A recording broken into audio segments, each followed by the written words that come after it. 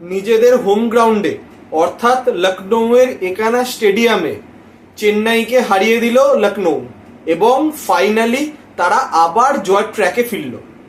তো লাস্ট দুটো ম্যাচে আমরা দেখেছি লখনৌয়ের পারফরমেন্স অতটা ভালো হচ্ছিল না। তারা ইডেন গার্ডেন্সে কার্যত একতরফা ম্যাচ হয়েছিল এগেনস্ট কেকেআর। তো সেই জায়গাতে আজকে তাদের কাছে ইম্পর্টেন্ট ম্যাচ ছিল, হোম ম্যাচ ছিল, কিন্তু প্রতিপক্ষ চেন্নাই, ইনফর্ম চেন্নাই, তো MS ধোনির টিম, তো তাকে হারানোটা যথেষ্টই কঠিন কাজ ছিল। কিন্তু তারা যখন আজকে সেকেন্ডে ব্যাটিং করলো, তারা ইজিলি রান চেস করে চেন্নাইকে হারিয়ে দিল। তো প্রথমেই রাহুল টস জিতেছিল এবং তিনি বোলিং করার সিদ্ধান্ত নিয়েছিলেন। তো প্রথমে পিচ দেখে যা মনে হচ্ছিল, পিচ স্লো পিচ, ব্যাটসম্যানরা হয়তো অতটা রান করতে পারবে না।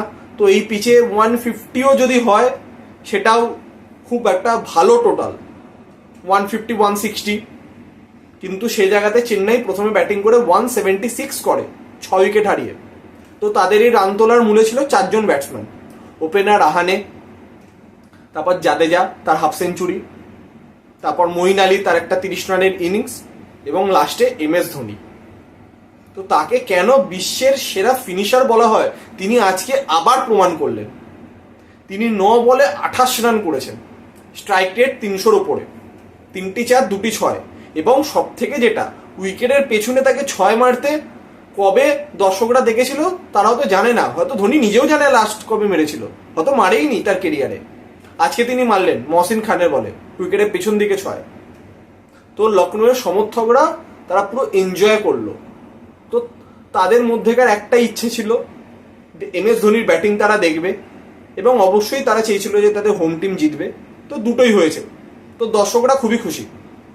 তো আমরা যদি প্রথমে সিনারিওটা দেখি, চেন্নাইয়ের ওপেনিং করতে নেমেছিল অজিঙ্কা রাহানে এবং রাচিন রবীন্দ্রা। তো রবীন্দ্রা প্রথম বলে গোল্ডেন ডাক তিনি আউট হয়ে যান। তো আমি বারবার বলেছিলাম প্রথম দুটি ম্যাচে তিনি খুব ভালো শুরু করেছিলেন সিজনে, কিন্তু যত টাইম গড়াবে, বিভিন্ন ভেন্যুতে খেলা, বিভিন্ন রকমের পিচ, সেখানে কিন্তু কাজ সোজা হবে না। আপনি যদি চিপকি ধরেন, মার্চ মাসের যা চেন্নাইয়ের ওয়েদার, আর যত এপ্রিল যত গরম পড়বে, পিচ ড্রাই হবে, পিচ স্লো হবে। তো স্পেশালি বিভিন্ন মাঠে, ওয়াংখেড়েতে এক রকমের পিচ, লখনৌতে আর এক রকমের পিচ। তো সেই জায়গাতে কিন্তু নিজেকে খুব ভালোভাবে ডেভেলপ করতে না পারলে কিন্তু ব্যাটিং করা চাপ, এবং তাকে স্ট্রাগল করতে আমরা দেখেছি এবং আজকেও দেখলাম। তো তারপর নেমেছিল ঋতুরাজ, তো ঋতুরাজও আউট হয়ে যায়। কিন্তু আজ 4 নম্বরে শিবম দুবেকে নামানো হয়নি, 4 নম্বরে নামানো হয়েছিল জাদেজাকে। তো জাদেজা এবং রাহানে মিলে একটি পার্টনারশিপ বিল্ড করার চেষ্টা করছিল। তো তারপর ব্রেক থ্রু আসে, আউট হয় রাহানে। তো তারপর মাঠে নামে দুবে, কিন্তু শিবম দুবে আজকে কিছু করতে পারেনি, তিনি স্টয়নিসের বল আউট হয়ে যান, ক্যাচ ধরেন রাহুল। তো তারপর অ্যাজ আ ইম্প্যাক্ট প্লেয়ার নামানো হয় সামির রিজভিকে রাহানের জায়গাতে। তো তিনিও কিছু করতে পারেন না, তিনি 1 রানে স্টাম্প আউট হয়ে যান ক্রুনাল পান্ডিয়ার বলে। তো তারপর নামে মঈন আলী। তো মঈন আলী আর জাদেজা মিলে রান করছিল, জাদেজা হাফ সেঞ্চুরি কমপ্লিট করে। যা কন্ডিশন ছিল, রান হয়তো খুব মেরে কেটে 150 অব্দি যেত, 176 যাওয়ার কোনো প্রশ্নই ছিল না। সে জায়গায় একটি ভুল সিদ্ধান্ত নেয় রাহুল, 18 নম্বর ওভারটা রবি বিষ্ণুইকে বল দিয়ে। তো যেখানে দুটো সেট ব্যাটসম্যান, সেখানে তিনি বল তুলে দেন রবি বিষ্ণুইকে, যেখানে মহসিন খান ছিল বা ইয়াস ঠাকুর ছিল। তো সেই ওভারে তিনি মঈন আলীকে অবশ্যই আউট করেন, কিন্তু আউট করার আগে মঈন আলী 3টি 6 মারে, একটি মিড উইকেটে, একটি স্কোয়ার লেগে, একটি লং অফে, 3টি 6 মারে। তো লং অফও বলা যায় না, কার্যত স্ট্রেটই 6 আপনি বলতে পারেন। তো 3টি পরস্পর 6 মারে। তো ফাইনালি সেই ওভারে মঈন আলীকে রবি বিষ্ণুই আউট করে। কিন্তু আউট হওয়ার আগে তিনি যে 3টে 6 মারেন, তো সেখানে মোমেন্টামটা আবার চেন্নাইয়ের দিকে চলে আসে। তো তারপর মাঠে নামে MS ধোনি। তো তিনি বাকি কাজটি যা করার করে দেন, 9 বলে 28 রানে দুর্দান্ত ইনিংস খেলেন, এবং তিনি লাস্ট বলে 4 মেরে ইনিংস শেষ করেন, এবং 176 রানে 6 উইকেটে শেষ হয়ে যায় শেষকের ইনিংস।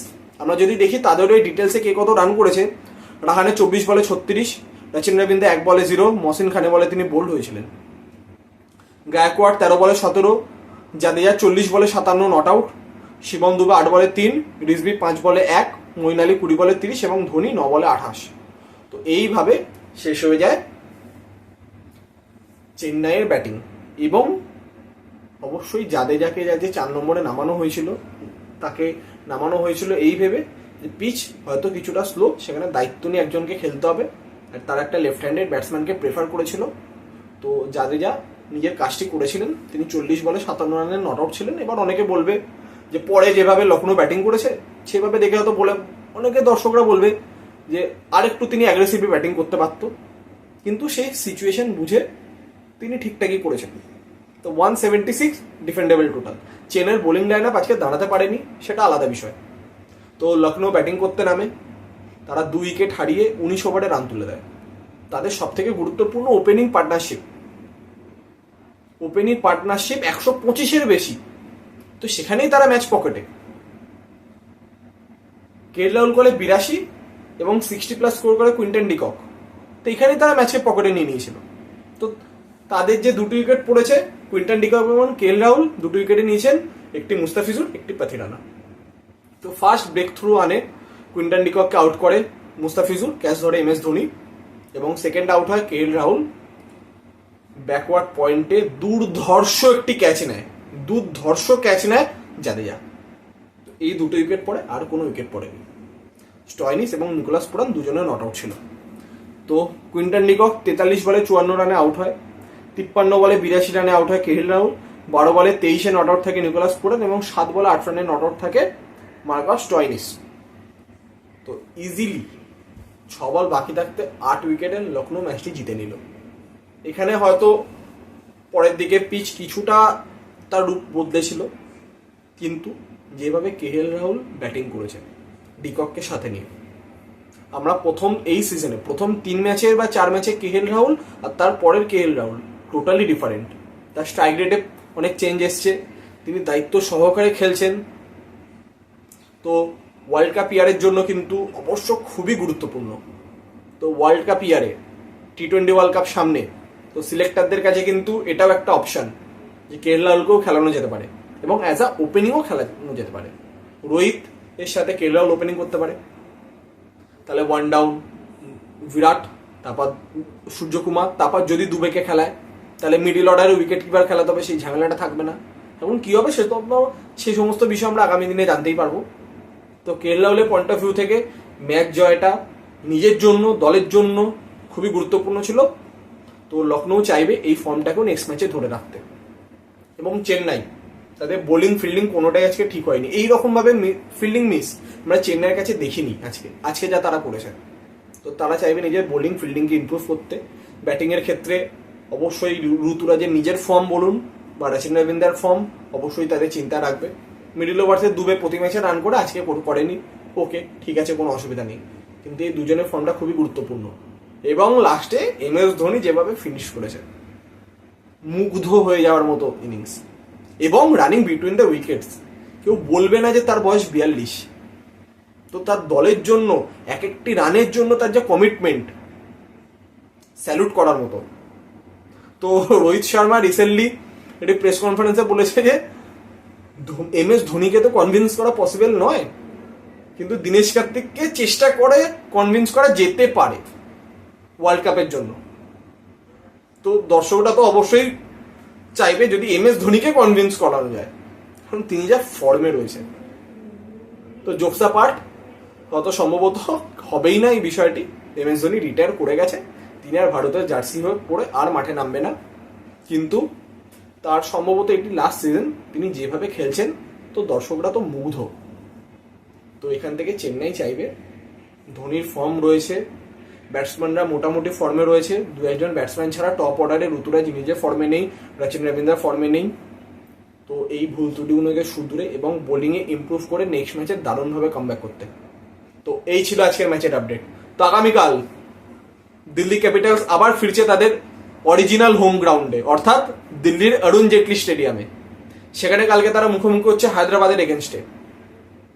হায়দ্রাবাদ, সানরাইজার্স হায়দ্রাবাদ, যে নামটা শুনলেই অপোনেন্ট বোলাররা রীতিমতো কাঁপছে এখন। তো কালকে একটি হাড্ডাহাড্ডি ম্যাচ। তো আমরা 2023 ওয়ার্ল্ড কাপে যেরকম অরুণ জেটলির পিচ দেখেছিলাম, তো কালকেও যদি সেরকম পিচ থাকে তাহলে হায়দ্রাবাদের যে আগের ম্যাচে করা যে রেকর্ডটি সেটাও ভেঙে যেতে পারে। তো তো হাড্ডাহাড্ডি ম্যাচ হতে চলেছে কালকে মেগা স্যাটারডে। তো সেই ম্যাচের সমস্ত আপডেট নিয়ে নতুন ভিডিও আসবে। তো আজকের মতো এতটাই, আবার দেখা হচ্ছে কালকের ভিডিওতে। তো ততক্ষণ ভালো থাকবেন, ধন্যবাদ।